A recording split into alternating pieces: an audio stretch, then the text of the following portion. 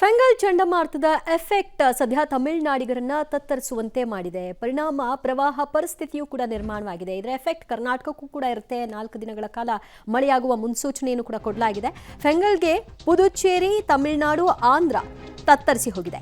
ಚೆನ್ನೈ ನಗರದಲ್ಲಿ ಪ್ರವಾಹ ಪರಿಸ್ಥಿತಿ ನಿರ್ಮಾಣವಾಗಿದೆ. ಕ್ಷಣ ಕ್ಷಣಕ್ಕೂ ಕೂಡ ಅಲ್ಲಿ ನೀರಿನ ಮಟ್ಟ ಏರಿಕೆ ಆಗ್ತಾ ಇದೆ.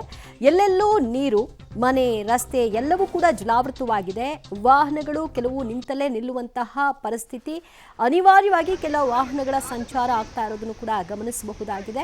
ಸದ್ಯ ಸೈಕ್ಲೋನ್ನ ಎಫೆಕ್ಟ್ನಿಂದಾಗಿ ವಿಮಾನಗಳ ಹಾರಾಟವನ್ನು ಸ್ಥಗಿತ ಮಾಡಿದ್ದಾರೆ. ರೈಲ್ವೆ ಸಂಚಾರವನ್ನು ಕೂಡ ಸ್ಥಗಿತ ಮಾಡಿಕೊಂಡಿದ್ದಾರೆ. ಸಾರ್ವಜನಿಕ ಸಾರಿಗೆಗಳಿಗೂ ಕೂಡ ನಿರ್ಬಂಧವನ್ನು ವಿಧಿಸಿಕೊಂಡಿದ್ದಾರೆ. ಕೆಲವು ಕಡೆಗಳಲ್ಲಿ ಸಾರಿಗೆ ಸಂಚಾರ ಇಲ್ಲ.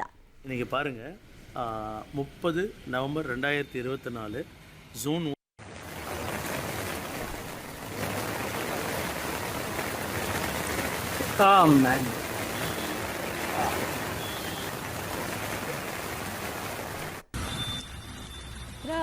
ಅಲ್ಲಿ ವಾಹನಗಳೆಲ್ಲ ಬೋಟ್ ಆಗ್ಬಿಟ್ಟಿವೆ ಈಗ. ಯಾಕಂದ್ರೆ ನೀರಿನ ಲೆವೆಲ್ ಅಷ್ಟು ಮಟ್ಟಿಗೆ ಅಲ್ಲಿ ಆವರಿಸ್ಕೊಂಡ್ಬಿಟ್ಟಿದೆ. ಪ್ರವಾಹ ಪರಿಸ್ಥಿತಿಯಲ್ಲೇ ಜನಜೀವನ ನಡಿಬೇಕಾಗಿದೆ. ಕೆಲವರು ಈಗ ಯಾರು ಕೆಲಸಕ್ಕೆ ಹೋಗ್ತಾ ಇದ್ರು ಅಂಥವರಿಗೆ ವರ್ಕ್ ಫ್ರಮ್ ಹೋಮ್ಗೆ ಸೂಚನೆ ಕೊಟ್ಟಿದ್ದಾರೆ. ಶಾಲೆ ಕಾಲೇಜುಗಳಿಗೆ ರಜೆಯನ್ನು ಘೋಷಣೆ ಮಾಡ್ಕೊಂಡ್ಬಿಟ್ಟಿದ್ದಾರೆ. ಸ್ವಲ್ಪ ತಗ್ಗು ಪ್ರದೇಶದಲ್ಲಿರುವಂತಹವರು ಎಚ್ಚರಿಕೆಯಿಂದ ಇರಿ, ಸಾಧ್ಯವಾದಷ್ಟು ಶಿಬಿರಗಳಿಗೆ ಶಿಫ್ಟ್ ಆಗಿ ಅನ್ನುವಂತಹ ಒಂದು ಸೂಚನೆಯನ್ನು ಕೂಡ ಕೊಡಲಾಗ್ತಾ ಇದೆ. ಹಲವಾರು ಶಿಬಿರಗಳನ್ನು ಅವ್ರಿಗೆ ಕ್ರಿಯೇಟ್ ಕೂಡ ಮಾಡ್ಕೊಂಡಿದ್ದಾರೆ. ಕೆಲವರನ್ನ ಅಲ್ಲಿಗೆ ಶಿಫ್ಟ್ ಮಾಡುವಂತಹ ಕೆಲಸಗಳು ಕೂಡ ಆಗಿದೆ.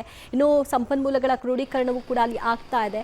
ಸದ್ಯ ಹೇಗಿದೆ ಪರಿಸ್ಥಿತಿ ಅನ್ನೋದಕ್ಕೆ ಈ ದೃಶ್ಯ ಸಾಕ್ಷಿಯಾಗಿದೆ. ಎಲ್ಲೆಲ್ಲೂ ಕೂಡ ನೀರು ಆವರಿಸ್ಬಿಟ್ಟಿದೆ.